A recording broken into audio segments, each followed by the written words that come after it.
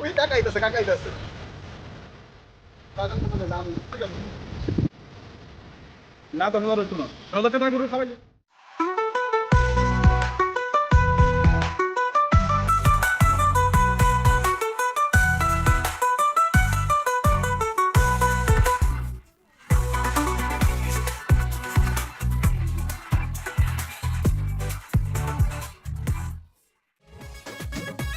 Hello বন্ধু তুমি কোথায় হ্যাঁ এই তো পুকুর পাড়ে আসো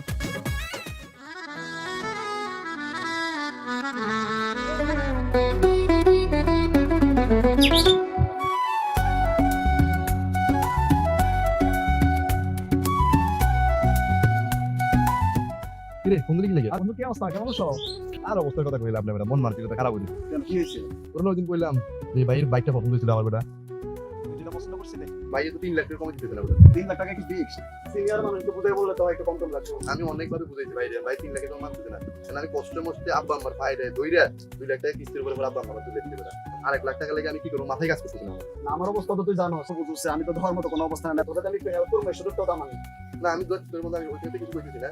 এখন আমি তোর ছোট্ট একটা রিকোয়েস্ট করবি, এটা অবশ্যই রাখতে হবে আমার। বল। আমি গতকালকে একটা জিনিস চিন্তা করছিলাম যে সামনে কিন্তু কোরবানি আইতেছে। তুমি করবা আশপাশে আমাদের গ্রামে কিন্তু অনেকগুলো বড় লোক আছে। আচ্ছা অবশ্যই আমি করবো ওইখান থেকে যদি একটা গরু গরু শুরু করতে আরে কষ্ট কিন্তু জানো যে একটা গরু পিছনে মানুষ কতটুকু শ্রম দেয় কতটুকু টাকা খরচ করে গরু পিছনে মানুষ এছাড়া কোনো লাইন দেখতেছি না বন্ধু আমি আর। আমার স্বপ্ন এটা, আমার এই স্বপ্নটা পূরণ করতে গেলে আমি চুরির দিকে যাওয়া ছাড়া কোনো কথাই না, মানে কোনো কিছু নাই আর। দেখ বন্ধু দেখ না, আর রিকোয়েস্ট করেছি বন্ধু, তুই আমার লোক ছোট থেকে বড় হয়েছিস, যখন যেটা করছিস দুজনে কিন্তু একসাথে করছিস, এটা যদি তুই না করিস বন্ধু প্লিজ।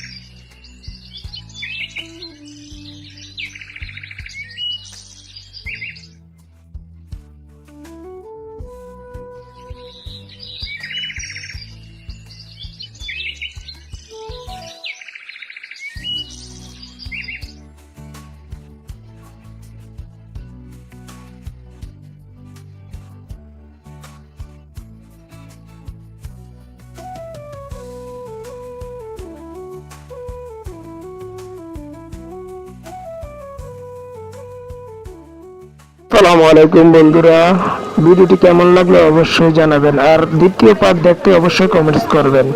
আমরা দ্বিতীয় পার্ট আপনাদের জন্য রেডি করে রাখছি।